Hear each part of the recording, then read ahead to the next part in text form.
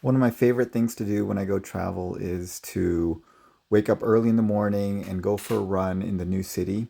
And it's just a great way to explore a city and see lots of the city very quickly and get some good exercise in while you're at it. So in this run, I start from my hotel, which is the Shilla Hotel, which is the green dot, and end up at the Lotte World Tower on the bottom right, and run along the Han River.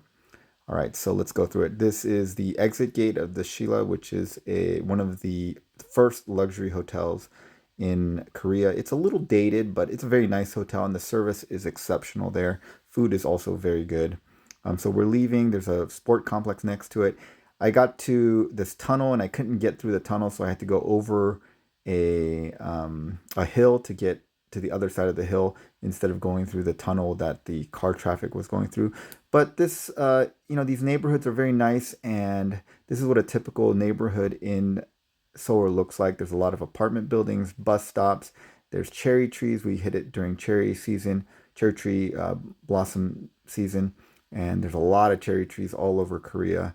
Um, this is part of the run that's next to the major roads that are along the Han River. So this is not a particularly nice part of the run, but you can see that there is some green space here. One of the things I really like about Korea is how they utilize the underpasses and areas of an urban landscape that are kind of neglected in a lot of American cities.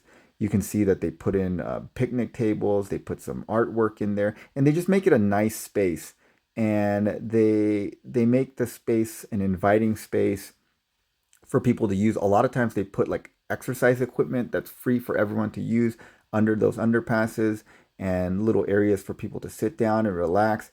And instead of becoming just an eyesore and wasted space that people dump trash in, it becomes a public space that a lot of people can use and they are well utilized and enjoy. And it's someplace that's protected from the rain because it's an underpass and people can exercise. And you can see the cherry blossoms are quite beautiful. And there's a lot of cherry blossoms all over the place here. We're going through one of the back parts of this route where we're behind some office and apartment buildings. And you can see that the infrastructure is really nice. This is a pedestrian walkway over a major road, and you can see the Han River ahead of us. So we're not crossing the Han River yet, but so you can see we're going over a freeway. But there's a very nice There's pedestrian access everywhere. So the city is built to allow for pedestrians and bikes.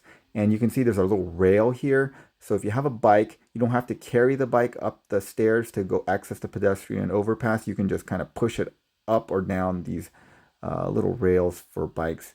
So there's a lot of thoughtful infrastructure that you'll notice. Here's the walkway. There's forsythia flowers on the left, the Han River on the right. One thing I noticed is there's not very many joggers or runners in Korea. That running doesn't seem to be a very popular thing. There's a lot of walkers, but and a lot of cyclists. Cycling is very big, so you can see some cyclists going by here. A lot of people on like 6,000 super bikes on these walkways and things, but very few runners. I encountered very few runners. Off in the distance, you see the Lotte World Tower, which is the place that I'm headed. I'm trying to get to there, and we're running along the Han River, which for a long time was sort of a neglected area, but they've done a lot of things to build these walkways, get rid of the trash, and really make it a nice place for people to enjoy some outdoor space and pathways to enjoy it. We're on the Jamshil Bridge here, and that's one of the bridges that have a pedestrian protected pedestrian and uh, bicycling pathway. And so it's a busy road, but you don't feel unsafe there. And as you cross that bridge, you get to this area, and this is the Lotte World Tower, um, which is the tallest building in South Korea, and believe the sixth tallest building in Asia.